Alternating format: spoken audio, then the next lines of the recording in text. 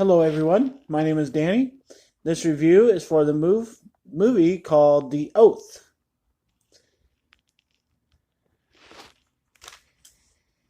An all star comic cast leads this gleefully wicked comedy about surviving life in politically divided America. When high strung Chris and his more level headed wife, Kai, learns that citizens are being asked to sign a loyalty oath, their refusal to sign, along with the arrival of two government agents, sends an already tense holiday dinner completely off the rails. This is a 2018 film. It is rated R, and it runs 93 minutes. It stars Ike Barinholtz, Tiffany Haddish, Nora Dunn, Chris Ellis, John Barinholtz, Meredith Hagner, Carrie Brownstein, Billy Magnuson, and John Cho. The Oath. Well, first off, I always like good new comedies that I've never heard of before. I like to give them a chance, see what they're all about. And The Oath sounds promising, except for Tiffany Haddish, which I never really like at all ever. But I did just see Night School, so I was kind of looking forward to her in this because she's okay in Night School. She gets to play a good character. And this one, she's a little bit more grounded. She's the level headed wife, and she plays a good, supportive wife. But when she gets a chance to be herself, and she's a stupid self, then she just makes the parts of the movie stupid. So that's just the circle of Tiffany Haddish, but that's just for me, maybe not for everybody. So the movie The Oath gives you a storyline of, hey, you better do this or else, but it gives this speech at the beginning that everybody has a year to vote on it or not. And then people start being affected by not signing. And so it's a different universe of a movie. I know it, is very much in America and it has a very political story, but it kind of has a different universe by different rules of the movie.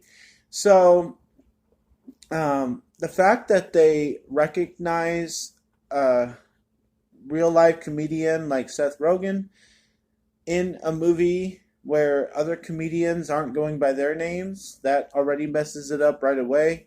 And then the fact that this oath thing doesn't really give us more guidelines, it doesn't really give us more details about like what it is and what it means, and is it separating the country, and like just the fact that somebody brings up that you have to sign this thing, and if you don't, then there are consequences. You don't want to know what the details of that thing are. Like that's the only guidelines we get. So it's really, really simple, laid out thing of the movie, and I just think there could have been a lot more details, a lot more storyline.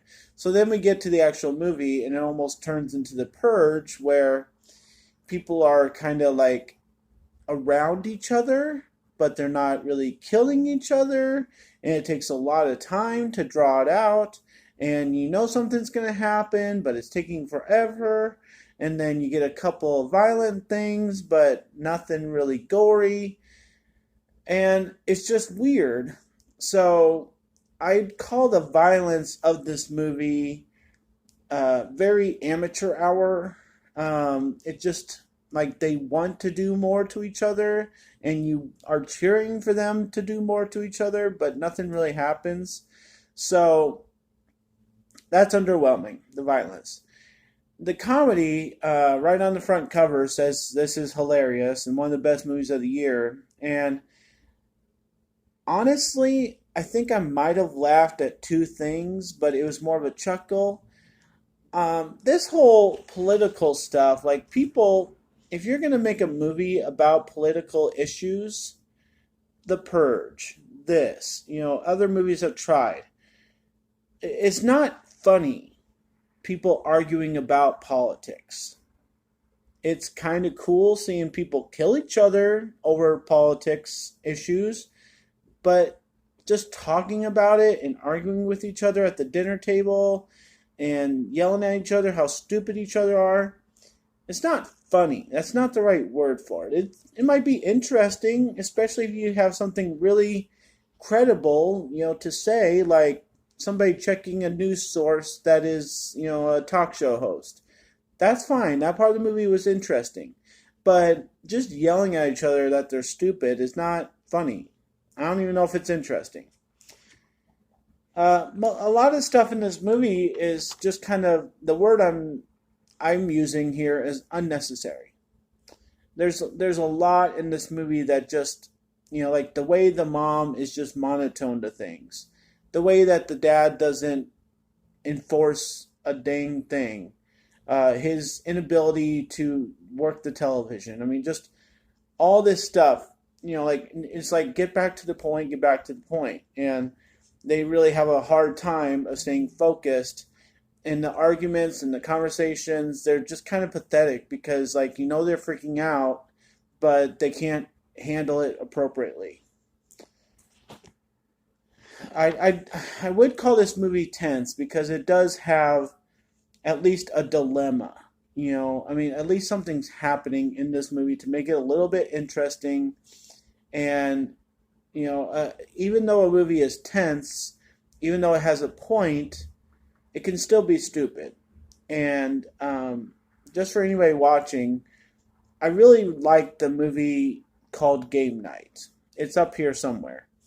And I think a lot of the same methods of trying to be funny and trying to be interesting maybe were taken to this movie called The Oath. And I like Game Night because it kept throwing you curveballs. It kept it moving. It was actually sort of funny.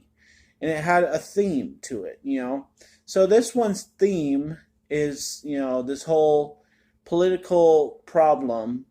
So it's not as interesting as Game Night. And the characters in here aren't as interesting as the characters in Game Night. So they're not that funny.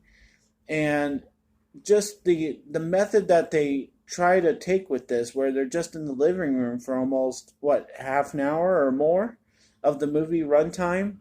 They're just in a room and they're just talking, and there's just situations and nothing's being taken care of, and you are cheering for somebody to die, but they don't.